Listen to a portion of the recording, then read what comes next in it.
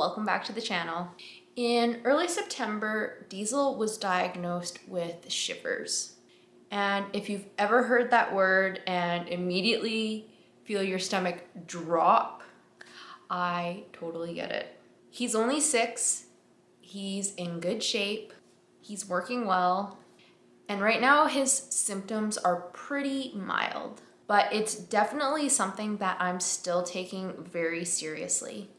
And I want to talk about what his diagnosis actually means, what I've noticed so far, and how I'm going to approach things moving forward. Shivers is a neuromuscular condition, and it impacts a horse's ability to coordinate certain movements, most commonly movements involving their hind legs. For lots of horses, it shows up when you ask them to pick up a hind foot or ask them to do something like backing up. You might see them trembling or just resisting a bit, or some of them might even kick out when you ask them to do those things. It's important to say that Shivers is on a spectrum. Some horses have very, very mild symptoms their entire lives. On the other side of the spectrum, there are horses that it is very, very detrimental to their just day-to-day well-being and can result in them needing to be put down. As of right now, I'm happy to report that Diesel is firmly sitting in the mild end of the Shivers spectrum. Up to this point for Diesel, his symptoms have been very limited and very specific. He can be pretty difficult with his hind feet. Sometimes when I go to pick out one of his back feet, he will kick out pretty aggressively and then kind of do a hop to the side. And trimming his hind feet has proven to be a bit difficult as well. But God bless my farrier, he has been very, very accommodating and very, very patient with Diesel. Other than that, he's moving well, he's strong, he's in good condition, and he's willing to do what I ask him to do. He doesn't have any dragging, there's no stiffness under saddle. At this point, there is no obvious discomfort when I'm asking him to move, including when I'm asking him to back up. He seems more than willing to do that for me at this point. If I didn't know Diesel better, it would have been very easy to brush off his issues with his hind legs as him just having an attitude or it being a training problem. And I'm not gonna lie, initially I did think it was a training problem. You guys can go back to some videos from probably a little over a year ago when this all started, and I had mentioned that he was difficult sometimes for the farrier and that I wanted to fix that. And so I started working on picking up his feet, his back feet in particular, a lot more because I thought it was a training issue. But it's gotten to the point, I know Diesel better now, and I've just realized like, he's a really good guy. He isn't intentionally being bad, and he is fairly well trained. It's probably something that he's trying to tell us rather than an attitude problem. Back in September of 2025, I had my vet come out, and he was the one that evaluated Diesel and ultimately gave him the diagnosis of having Shivers. Since then, I honestly haven't been in a huge rush to change a whole lot, mostly because I was discouraged. I did talk to another vet, and I was like, what can you tell me about Shivers? It was a very short conversation. She said, I can diagnose it, I can't treat it. Vitamin E potentially helps, but I'm not sure about that. That is literally all she could tell me. So to say I was discouraged is an understatement.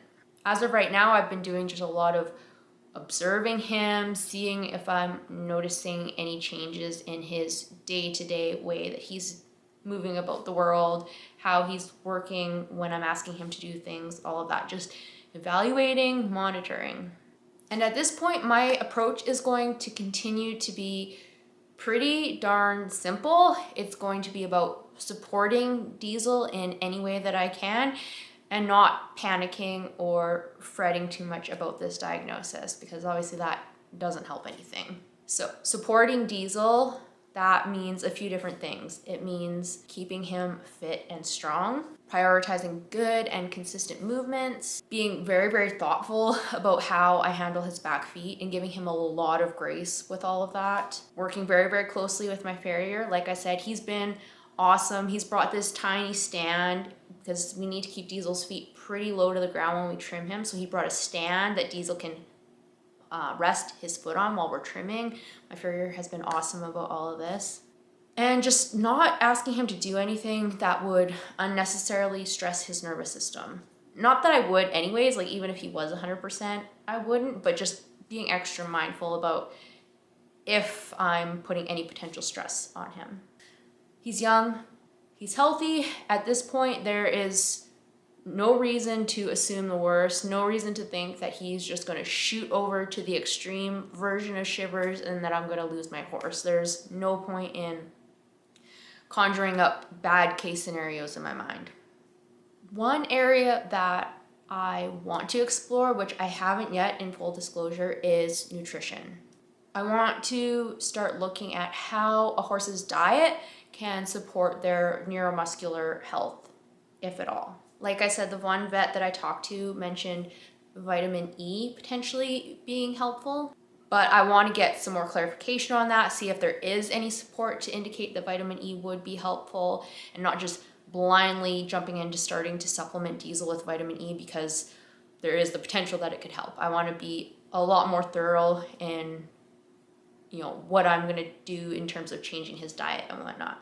So I need to kind of go into research mode, maybe read some actual academic studies, read various articles, maybe talk to some other professionals, have a more thorough conversation with my vet just to see what he's experienced, what he knows about Shivers and how nutrition can play a component.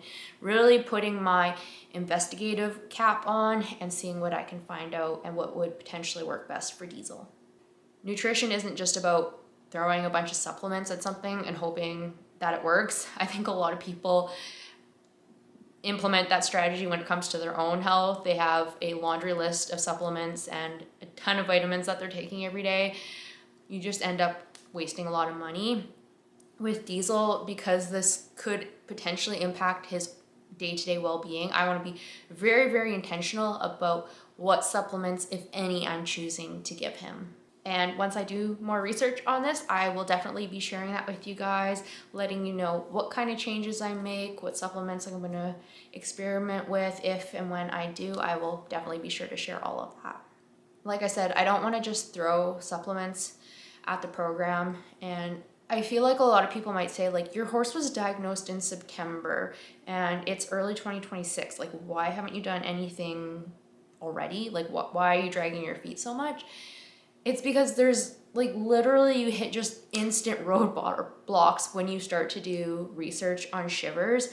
And I just honestly have not had the time to do a really thorough investigation. As of right now, it does not impact his well-being. His condition is not worsening as we speak. He is the exact same horse that he was in September. There is no real urgency at this point, but over the long term, there definitely could be urgency, so I want to start dealing with that now. I'll be honest, getting that diagnosis was really, really hard, especially when you Google or go on YouTube and look up videos of horses with Shivers.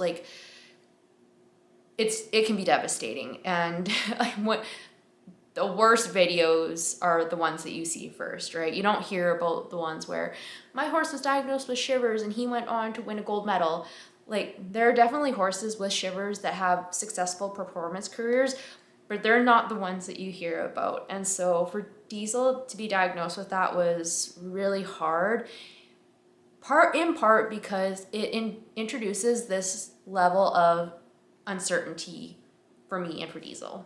And when you love a horse the way I love Mr. Diesel, that's very hard. That's very hard. But at the same time, spiraling into what if, it helps no one and it drives me insane. Moving forward, like I said, it's going to be a lot of just monitoring Diesel on a day-to-day basis. It's going to be looking for things like changes in his coordination, how he's handling more slow, deliberate movements, if he has any increased difficulty with his hind end, if he has issues with things like backing up, and how he appears to just be mentally handling the workload that I throw at him. If things stay the same, great, like we can totally manage what's going on right now. If things change, we will, adjust accordingly if and when that bridge comes. Just wanted to share this because, like I said, I feel like there's a lot of very alarming videos on the internet about Shivers, and as of right now, my case study of Shivers with Diesel is not that way. Like, if you guys would look at him, you would have no idea that he is struggling with that. If you watch me ride him or do groundwork with him or see him fiddle around in the pasture, you would have no idea that he is dealing with Shivers. So I just kind of want to be, at this point, just a light out there that's saying that a Shivers diagnosis is not the end of the world in all cases. We're gonna just share my experience, as I say, once I get some more research done and find out if I should potentially be changing what he's eating. I will definitely be sure to share that. So it would be a great reason for you to subscribe so you can follow along with our journey. And you can follow me everywhere at Strong in the Saddle. And until next time, remember, it's always a good day to ride.